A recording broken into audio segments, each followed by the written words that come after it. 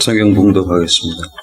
이에 예수께서 무리와 제자들에게 말씀하여 이르시되 서기관들과 바리새인들이 모세의 자리에 앉았으니 그러므로 무엇이든지 그들이 말하는 바는 행하고 지키되 그들이 하는 행위는 본받지 말라. 그들은 말만 하고 행하지 아니하며 또 무거운 짐을 묶어 사람의 어깨에 지우되 자기는 이것을 한 손가락으로도 움직이려 하지 아니하며 그들의 모든 행위를 사람에게 보이고자 하나니 곧 그 경문 띠를 넓게 하여 옷수를 길게 하고 잔치의 윗자리와 회당의 높은 자리와 시장에서 문안 받는 것과 사람에게 랍비라 칭함을 받는 것을 좋아하느니라. 그러나 너희는 랍비라 칭함을 받지 말라. 너희 선생은 하나여 너희는 다 형제니라. 땅에 있는 자를 아버지라 하지 말라. 너희의 아버지는 한 분이시니 곧 하늘에 계신 이시니라. 또한 지도자라 칭함을 받지 말라. 너희의 지도자는 한 분이시니 곧 그리스도시니라.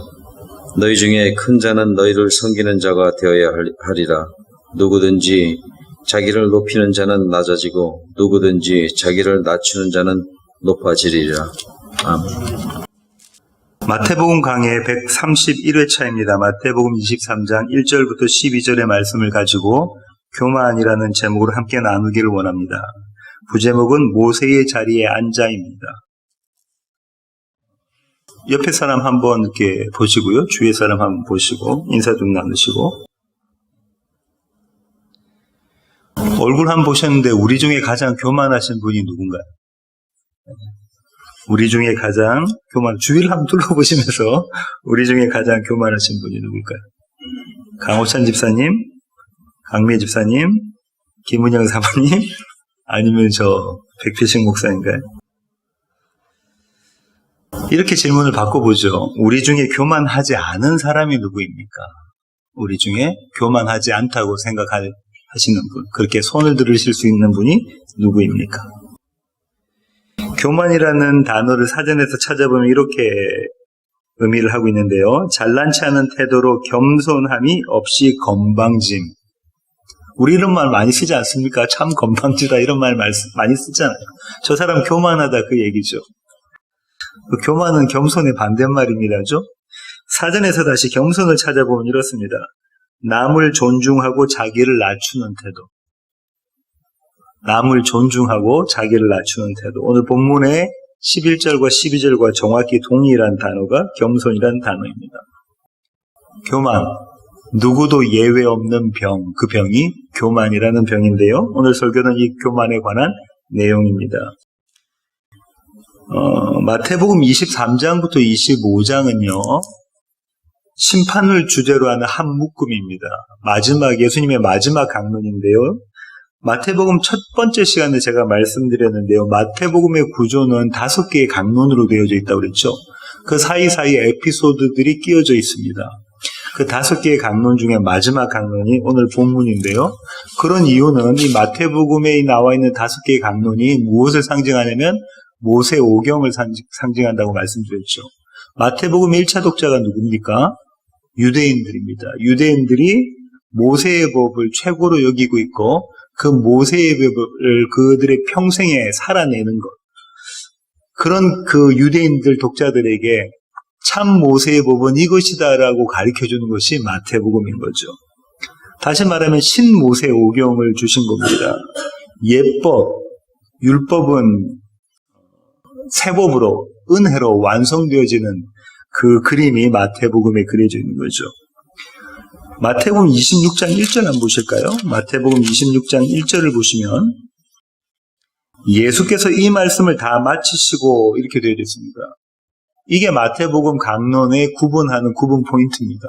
구분하는 구절인데요. 5장부터 7장까지가 첫 번째 강론이고요. 저와 여러분이 너무나 잘 알고 계시는 산상순이 그것입니다. 두 번째 10장에 있고요. 세 번째 13장, 그 다음에 18장, 그 다음에 오늘 마지막 장인 23장부터 25장입니다. 주제가 뭐라고요? 마지막 5번째 강론의 주제가 심판에 관한 거죠. 이 마지막 5번째 강론은요, 이렇게 두 가지 구조로 되어져 있는데, 하나는 23장, 다음 주부터 시작할 화 있을진저의 시리즈입니다. 화 있을진저. 그 다음부터 24장부터 25장에는 5개의 비유 시리즈가 이렇게 이어져 있습니다. 오늘 이 마태복음 23장 1절부터 12절 말씀은 정확히 병행되는 본문은 없는데요. 마가복음 12장 38절부터 40절, 그 다음에 누가복음 11장 37절부터 52절, 또 20장 45절부터 47절이 유사한 그런 병행 본문입니다.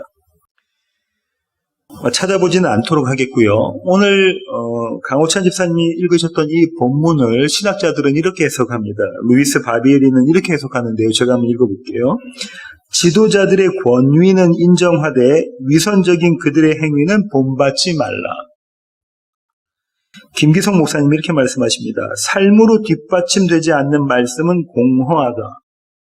사람들이 예수의 말씀에 놀랐던 것은 말씀과 삶의 틈없는 일치 때문이었다. 다시 말하면 이 두 신학자와 목사님은 언행일치가 있어야 된다죠. 성도의 삶은 언행일치가 되어지는 삶이어야 된다라고 해석합니다. 이것이 대부분의 신학자들이 해석하는 오늘 본문의 해석입니다. 오늘 본문을 1절부터 시작해서 제가 한번 해석해 보겠는데요. 1절부터 2절 한번 보시겠습니다. 이에 예수께서 무리와 제자들에게 말씀하여 이르시되 서기관들과 바리새인들이 모세의 자리에 앉았으니, 모세의 자리에 앉은 사람들이 누구라고 하죠? 서기관들과 바리새인들. 이 모세의 자리는요, 바벨론 포로 시기 이후에 등장합니다. 왜냐하면 구약에서는 등장하지 않거든요. 회당장이나 그 회당에서 그 유대인 그 동네 사람들에게 하나님의 말씀을 가르쳤던 회당장이나 아니면은 아주 성경 해석에 권위 있는 자들이 앉았던 자리입니다. 한마디로 말하면은 권위에 대한 상징이죠. 그런데 그 자리에 서기관과 바리새인들이 앉았다는 것은 서기관과 바리새인들이 성경 해석에는 어떤 사람들이라고요? 권위자라는 거죠. 전문가라는 겁니다. 뛰어난 권위자라는 거죠. 종교적인 영향력을 행사하려는 그들의 내면이 여기에 담겨져 있다라고 김기성 목사님은 말씀하시기도 합니다. 모세의 자리라는 것은 그런 거고요. 3절부터 7절에 보시면 예수님께서 이들의 신앙에 대해서 질책을 하시고 경고를 하십니다. 제가 한번 읽어보겠습니다. 그러므로 무엇이든지 그들이 말하는 바는 행하고 지키되 그들이 하는 행위는 본받지 말라. 그들은 말만 하고 행하지 아니하며 또 무거운 짐을 묻고 사람의 어깨에 지우되 자기는 이것을 한 손가락으로도 움직이려 하지 아니하며 그들의 모든 행위를 사람에게 보이고자 하나니 곧 그 경문띠를 넓게 하며 옷수를 길게 하고 잔치의 윗자리와 회당의 높은 자리와 시장에서 문안받는 것과 사람에게 랍비라 칭함을 받는 것을 좋아하느니라. 그들의 신앙은 어떻다고 하죠? 언행이 일치되지 않았다고 하는 거죠. 언행 불일치의 신앙이었다라는 겁니다. 이 언행 불일치의 신앙을요, 예수님이 이렇게 이야기하시는데, 첫째는 그들은 솔선수범하지 않았다는 거죠. 그들이 원하는 대로, 그들이 가르치는 대로 그들은 지키져내지 않았다는 겁니다. 다른 사람들에게는, 그들이 가르치는 사람들에게는 무거운 짐을 지게 하고 그들은 손가락 하나 까딱하지 않았다라고 주님 말씀하시죠. 그래서 그렌토 오소본이라는 신학자는 이렇게 말합니다. 그들은 율법을 정확하게 다루지만 머리로 아는 지식에서 더 나아가지 못했다. 그들의 삶의 방식은 그것을 따르지 않았다. 뭐라고요? 성경을 머리로만 알고 있고 그 알고 있는 지식대로 그들은 행하지 않았다라고 이 신학자는 이야기하고 있습니다. 우리의 모습인 것 같아요. 그죠? 우리의 모습인 것 같습니다. 근데 과연 그런가 한번 보시겠습니다. 이 무거운 짐은요, 성문율법, 그러니까 토라입니다. 모세오경과 선지서, 그 다음에 구전율법, 전통이라고 하죠.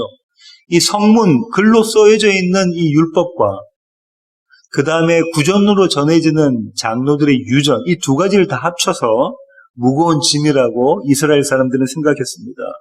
그들 중에 어느 하나라도 소홀하게 생각하지 않았습니다. 히브리적 사고에 의하면요, 말씀을 안다는 것은 그 말씀을 지키는 겁니다. 여러분과 제가 너무나 잘 알고 있는 히브리어 단어, 야다라는 거, 알다라는 것은 어떤 의미라고 했죠? 부부가 부부 관계를 갖고 이제 내가 너를 알아 할 때 그 의미가 알다입니다. 철저히 히브리 사람들에게, 유대 사람들에게 있어서는 안다는 지식은 행한다는 거예요. 그럼 그들이 행하지 않았을 리가 있을까요? 그들이 아는 만큼 그들은 행했던 자들입니다. 철두철미하게 그들은 행했던 자들인데요.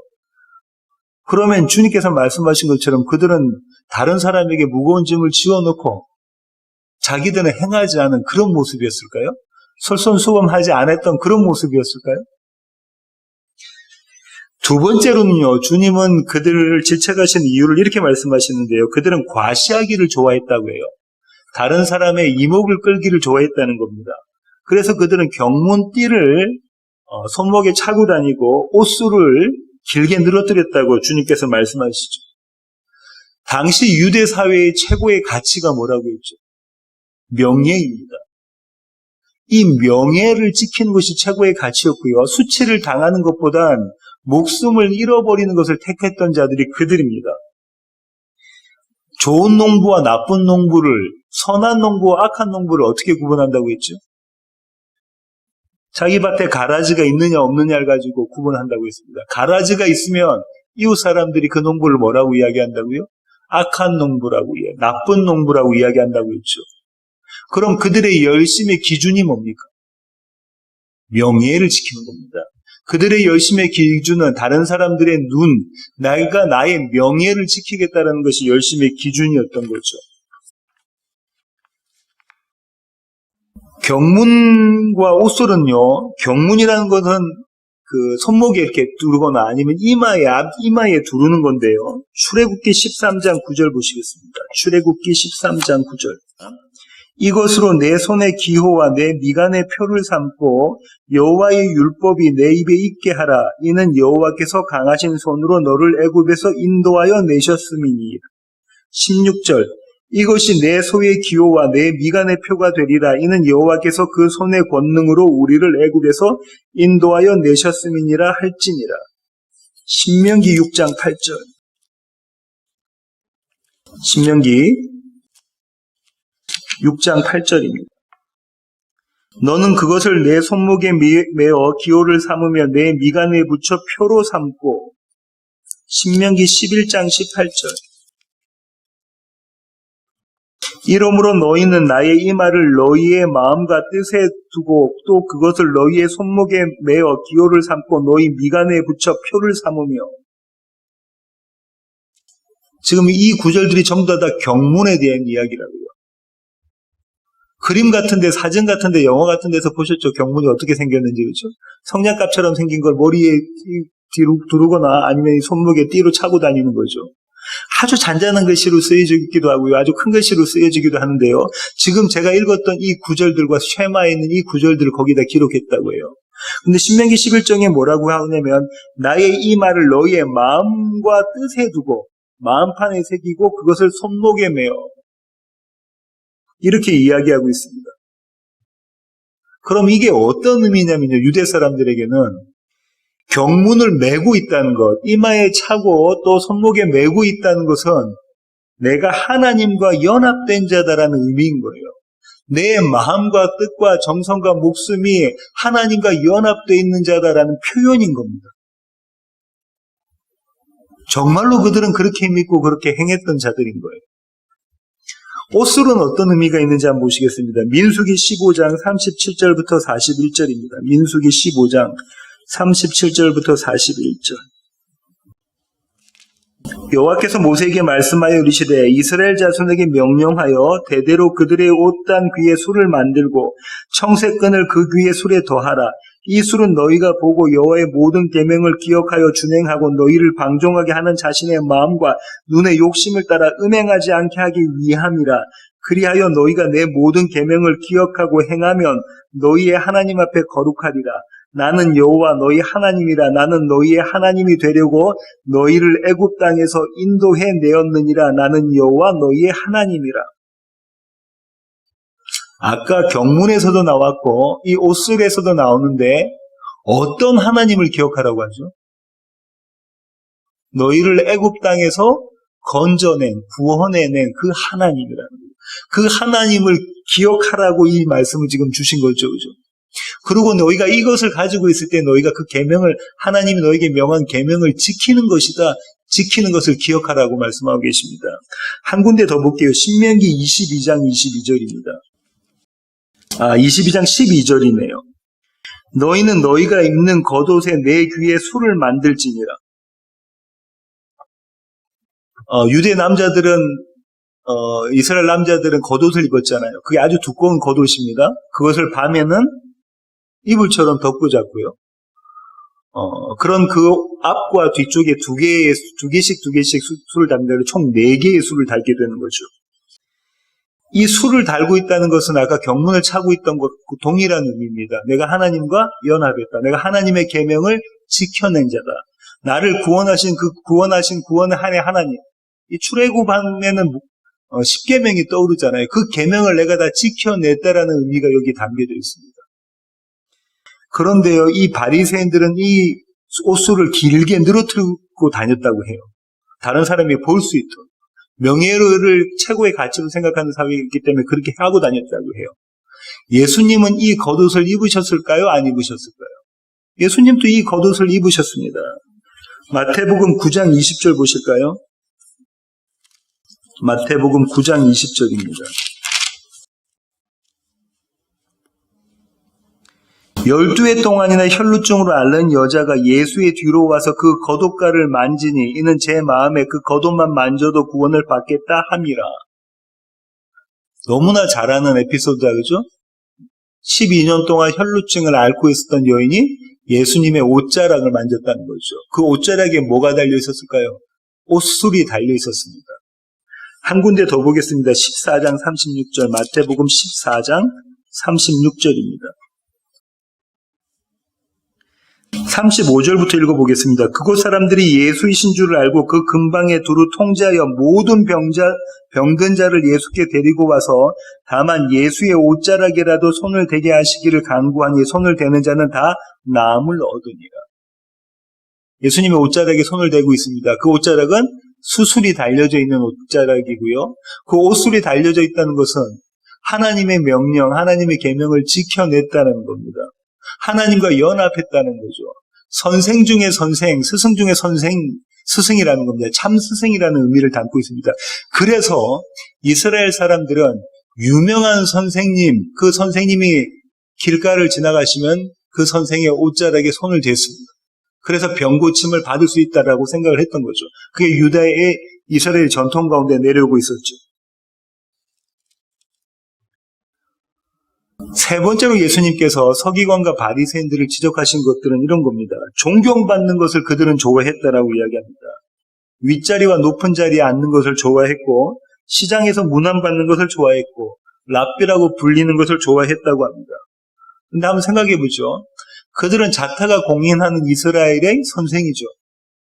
율법을 제대로 해석하는 학자들이었고요. 그리고 율법을 가르치는 자들이었습니다.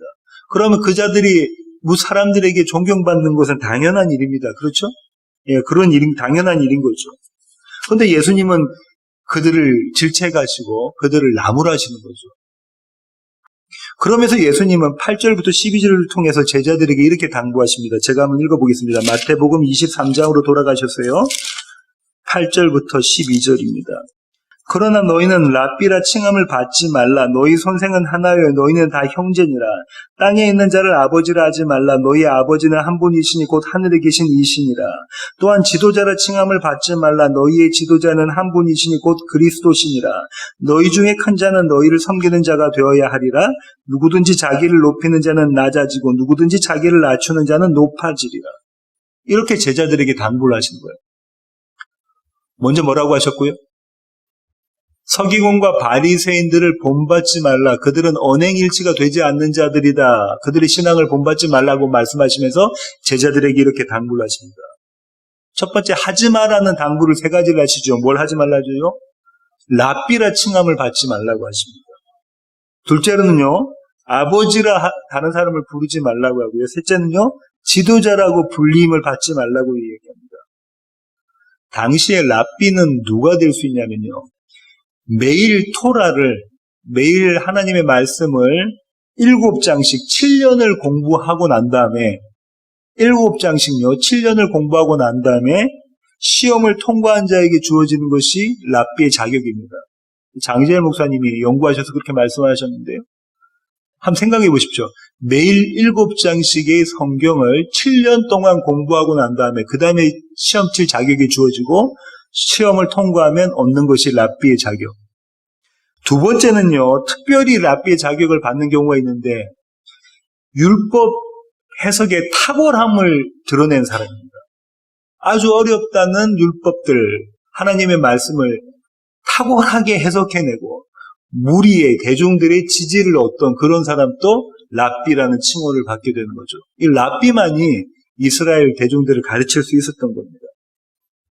근데 이런 칭호를 받지 말라고 하는 거예요. 예수님이 그분의 제자들에게 너희는 이 랍비라는 칭호를 받지 마. 두 번째로는요, 이 땅에 있는 아버지를 아버지라고 부르지 말라고 합니다. 잘못 해석하면요, 우리의 육신의 아버지를 아버지라고 부르지 말고 하늘 아버지를 아버지라고만 불러라. 이런 말씀처럼 들리는데요. 그런 뜻은 아니고요.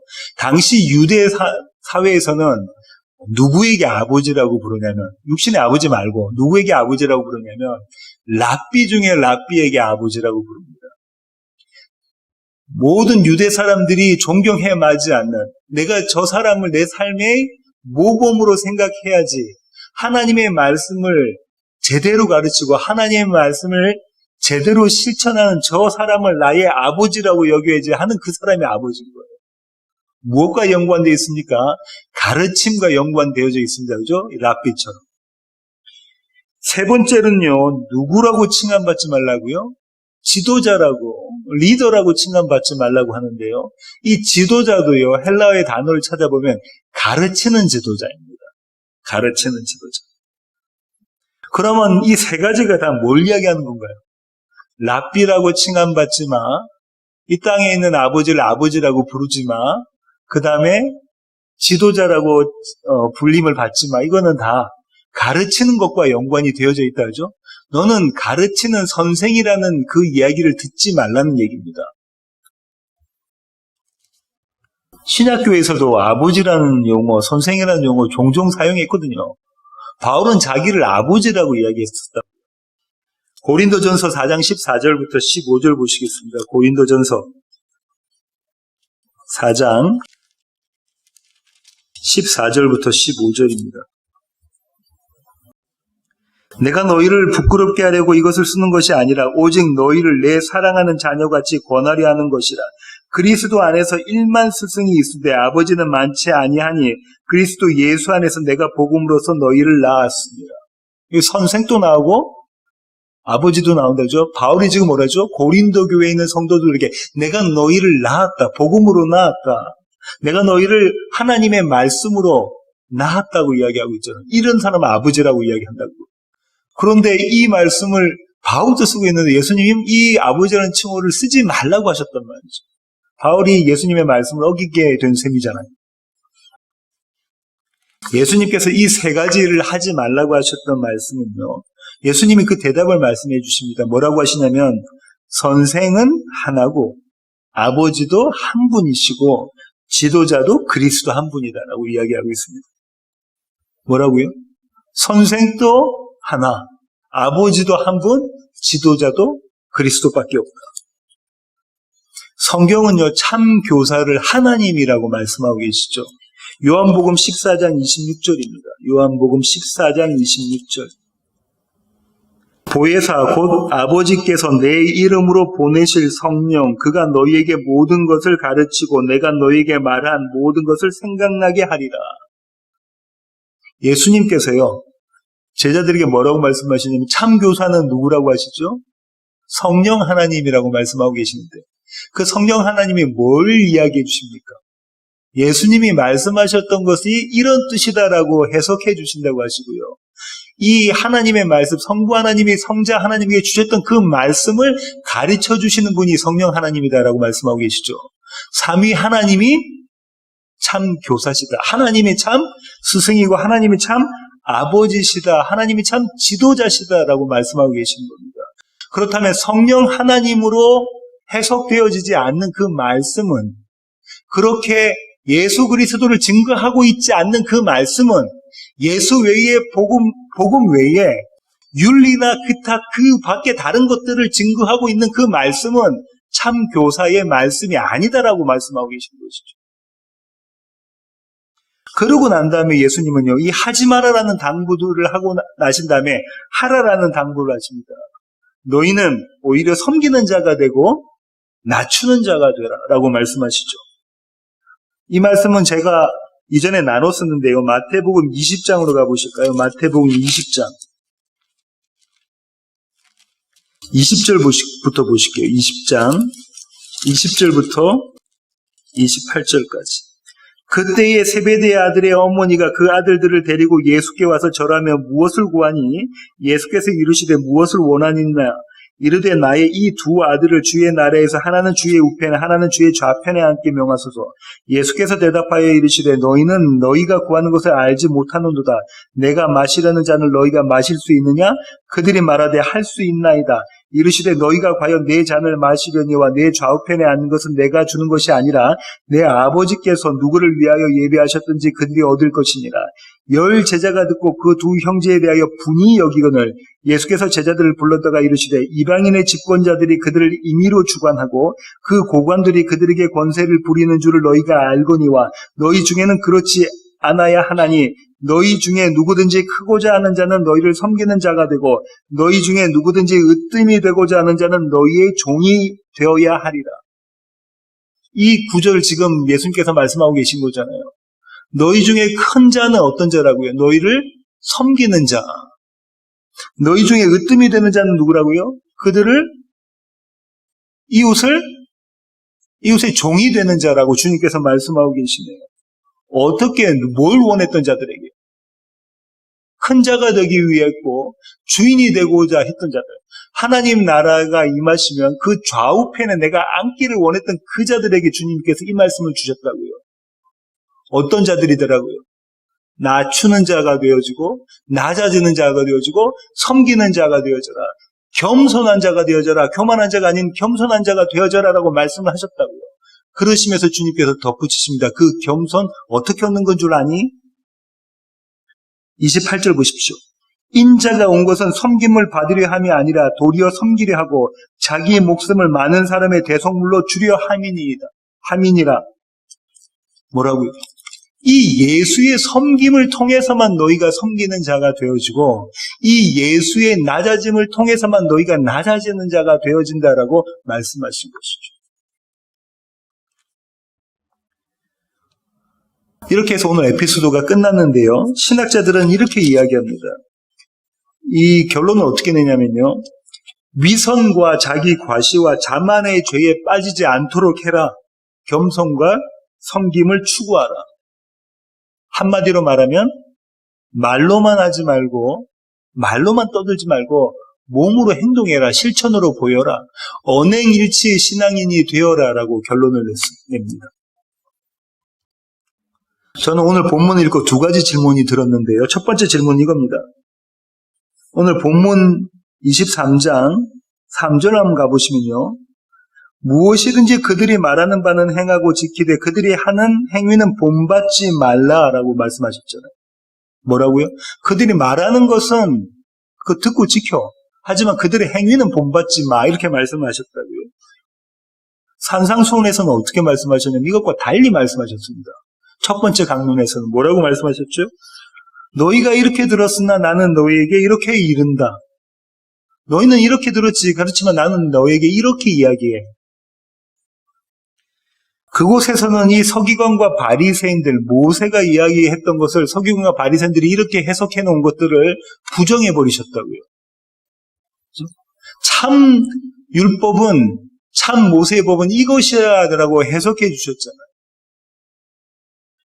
그런데 지금 이 자리에서는 주님은 이렇게 말씀하시는 거죠. 그들의 가르침이 문제가 아니라 그들의 실천이 문제다. 이렇게 말씀하고 계십니다. 전혀 딴판으로 말씀하고 계시는 것처럼 들려집니다.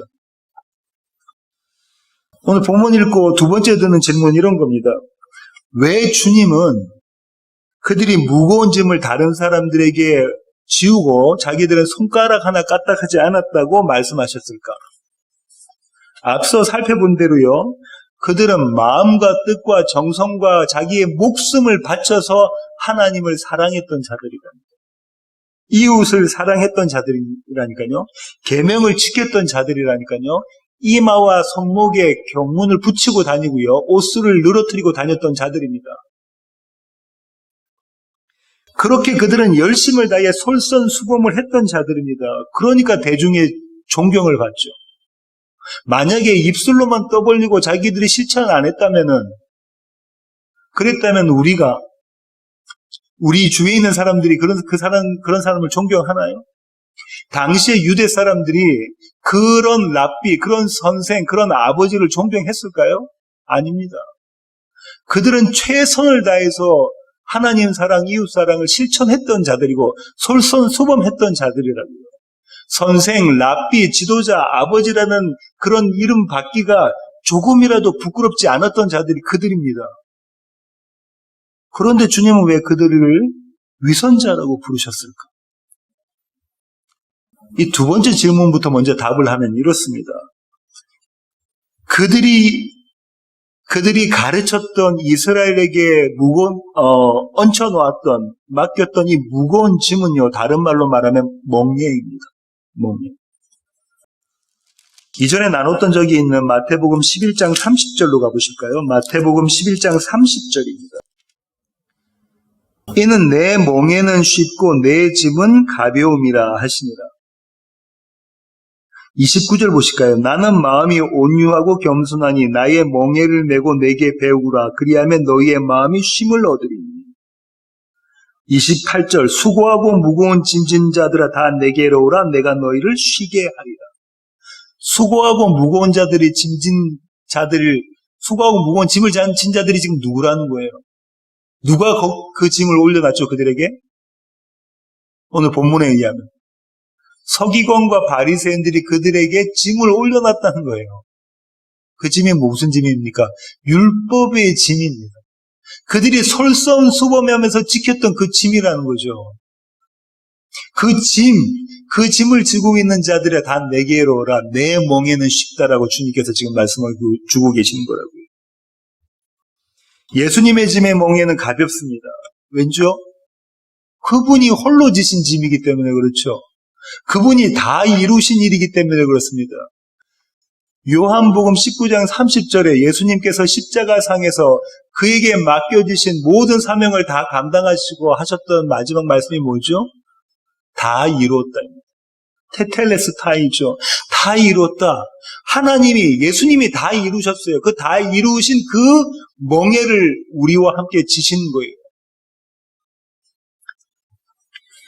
이 멍에를 진 자, 누구의 멍에? 어린 양의 멍에, 예수의 멍에를 진 자는요, 예수님이 꼭 필요한 자입니다. 너무 무거운 짐을 지고 있었던 자가, 이 무거운 짐에 눌려있던 자가 예수님이 그 무거운 짐의 멍에를 벗어버리고 예수님의 가벼운 짐, 멍에, 십자가의 멍에를 올려놓자 이자는 어떤 자냐면 이제는 예수님의 멍에만 꼭 붙잡고 있는 자가 된 거죠. 이게 너무 가벼운 멍에라는 걸 알고 있는 자입니다. 그걸 경험한 자인 거죠. 예수 없으면 안 됩니다라는 걸 철저하게 깨달은 자들이 이 자입니다. 그런데요, 그러니까 서기관과 바리새인들이 이 유대 사람들에게 지워졌던 그 멍에, 그 무거운 짐은요, 내가 이루어낸 일이에요. 예수가 이루어내신 일이 아니라 내가 이루어낸 일입니다. 그렇게 내가 이 의를 이루어낸 자들에게는 예수가 필요가 없어요. 예수가 들어갈 자리가 없습니다. 그 자리에. 예수가 필요가 없는 거예요. 왜? 내가 다 이루었으니까. 그렇게 내가 다 이루은 자들의 모습이 뭐냐면요. 이마에 경문을, 또 왼손이 손목에 경문을, 옷에 옷 단수를 달고 다니는 자들이었던 거죠. 그런데 주님께서 이 멍에 말씀하시면서 뭐라고 말씀하셨냐면 이렇게 이야기합니다. 그러면 누가 참 선생이고 누가 참 아버지고 누가 참 지도자냐라고 말씀을 해주시는데요. 아까 보셨던 마태복음 11장 한번 보실까요? 25절부터 27절 보십시오. 그때 예수께서 대답하여 이르시되 천지의 주제이신 아버지여 이것을 지혜롭고 슬기 있는 자들에게 누구죠? 서기관과 바리새인들입니다죠? 사두개인들. 지혜롭고 슬기 있는 자들에게는 숨기시고 어린 아이들에게는 나타내심을 감사하나이다. 옳소이다. 이렇게 된 것이 아버지의 뜻이니이다. 내 아버지께서 모든 것을 내게 주셨으니 아버지 외에는 아들을 아는 자가 없고 아들과 또 아들의 소원대로 계시를 받는 자 외에는 아버지를 아는 자가 없느니라. 뭐라고요? 아버지와 아들이 소원대로 계시를 받는 자, 이 복음을 아는 자, 그 자들 외에는 이 사실을 모른다는 거예요. 이 예수님의 십자가의 멍에, 가벼운 멍에, 예수님 홀로 다 이루신 그 일의 멍에, 그걸 모른다는 거예요. 성령 하나님께서 가르쳐 주지 않으시면, 참 스승이시고 아버지이시고 지도자이신 그분이 가르쳐 주지 않으시면 모른다라고 주님께서 지금 말씀하고 계십니다. 이제는 첫 번째 질문에 대한 대답을 하려고 하는데요. 첫 번째 질문이 뭐였죠? 예수님은 그들이 행하는 바는 듣고 그들이 실천하지 않는 것은 배우지 말아라고 하셨잖아요. 언행일치가 안 되는 것, 그들의 모습을 본받지 말라고 하셨잖아요. 그런데 제가 뭐라고 말씀드렸냐면 그들은 참으로 언행일치가 되는 자들이라고, 솔선수범을 하는 자들이라고, 목숨을 내어놓고 신앙을 지켰던 자들이라고 말씀을 드렸잖아요. 그럼 도대체 이 말씀이 뭘까? 대답은 어디에 있냐면요. 그들이 앉았던 자리가 모세의 자리였기 때문에 그렇습니다. 그들이 어디에 앉아 있었다고요? 모세의 자리에 앉아 있었습니다. 그 모세의 자리는요, 그들의 의를 실천해낼 수 있다고 생각했던 자리입니다. 조금 전에 아까 그 멍의 사건과 같습니다. 그들이 의를 내가 나의 실력과 나의 지혜로, 나의 열심으로 실천해낼 수 있었다고 생각했던 자리가 그들이 생각했던 모세의 자리입니다.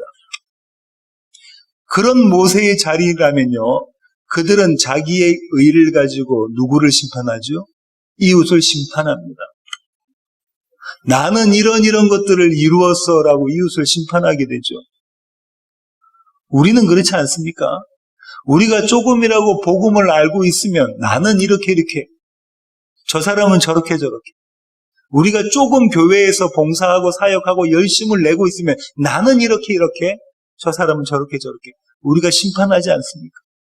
그 자리가 모세의 자리입니다. 그들이 앉아 있었던 모세의 자리였던 거죠. 대표적인 예가 그렇죠. 예수님께서 말씀하셨던 성전 마당에 있었던 두 사람 중에 한 사람 바리새인이죠. 그 바리새인이 뭐라고 심판하죠? 그가 이루었던 모세의 자리에서 앉아서 이루었던 모든 일들을 하나님 앞에 자랑스럽게 고백하죠. 뭐라고요? 나는 이것도 했습니다. 금식하고요, 기도하고요, 구제하고요, 나는 다 했습니다.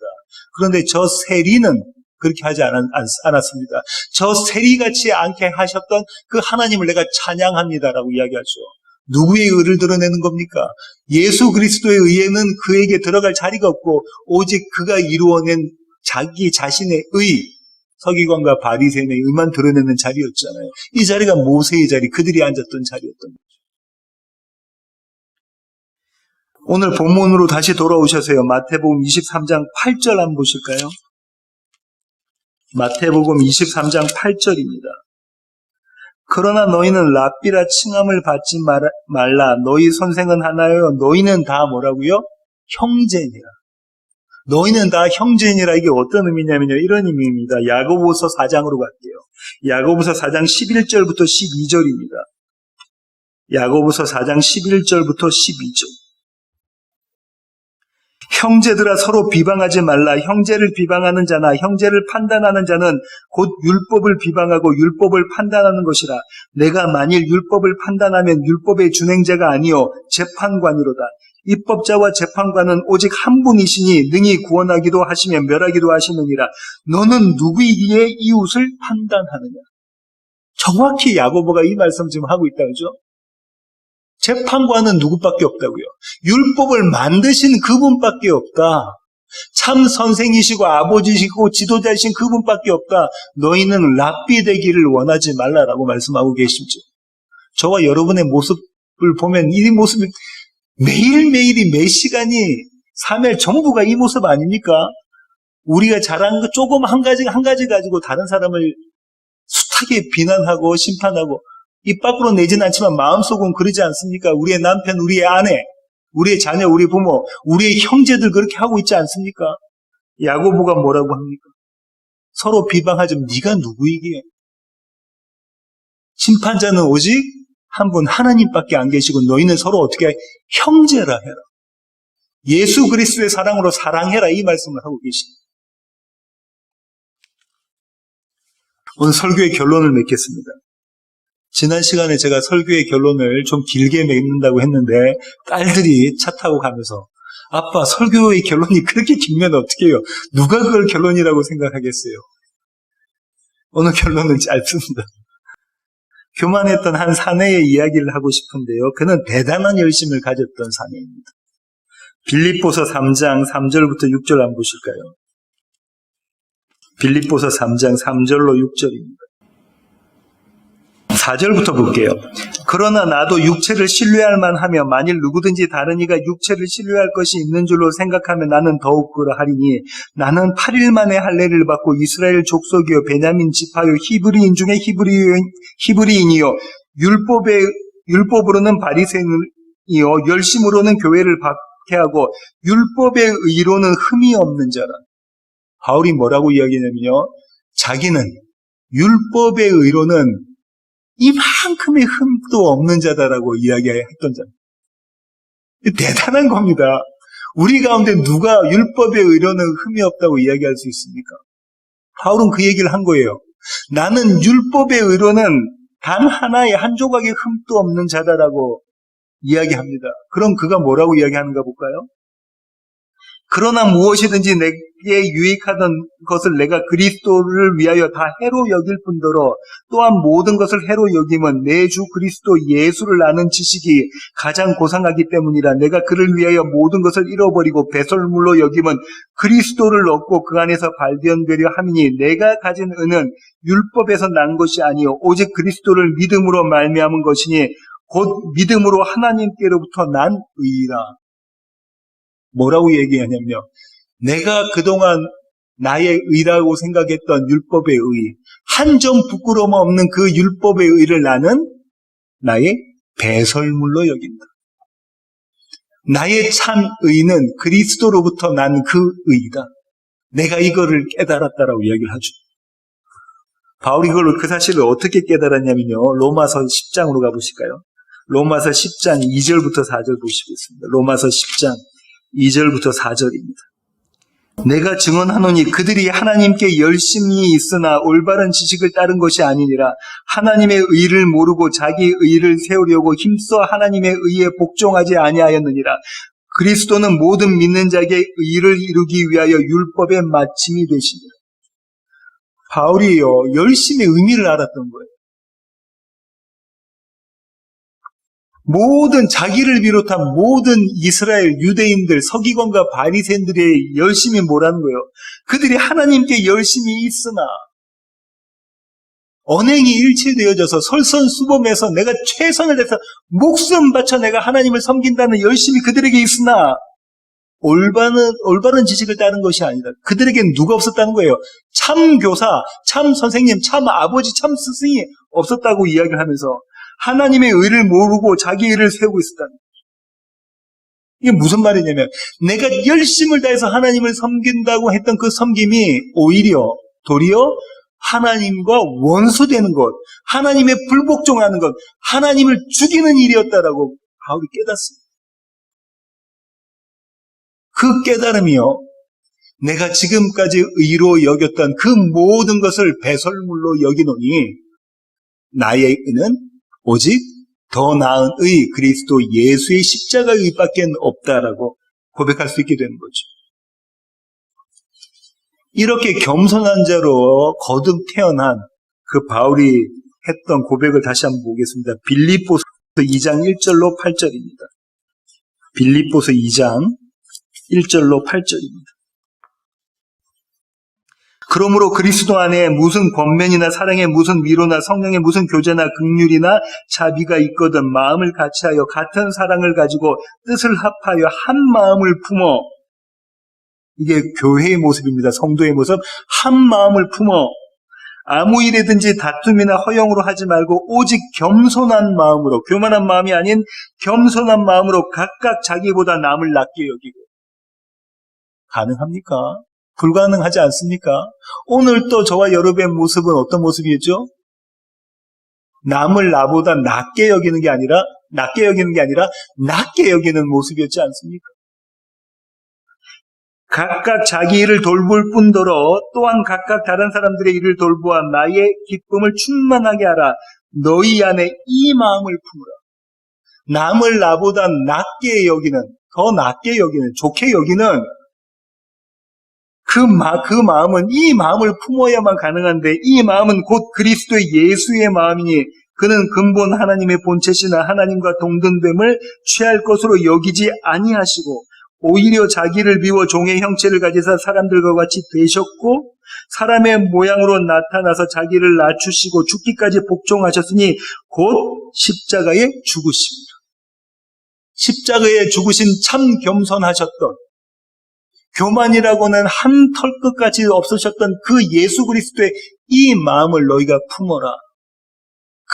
그렇게 할 때야 너희가 이웃을 사랑할 수 있고 남을 나보다 낮게 여길 수가 있다. 이렇게 바울이 고백하고 있습니다. 참으로 모세의 자리에 앉으신 그분의 마음을 품어라. 오늘 또 주님은요, 저와 여러분을 이 마음을 가지고 이 마음을 품은 자로 하여 모세의 자리에 앉게 하십니다. 그 모세의 자리는요, 교만한 자의 자리가 아니고 겸손한 자의 자리, 낮아진 자리의 자리 앉게 하시죠. 그 복음을 들고 또 한 영혼을 찾아가서 그 복음을 전하게 주님께서 만들어 가십니다.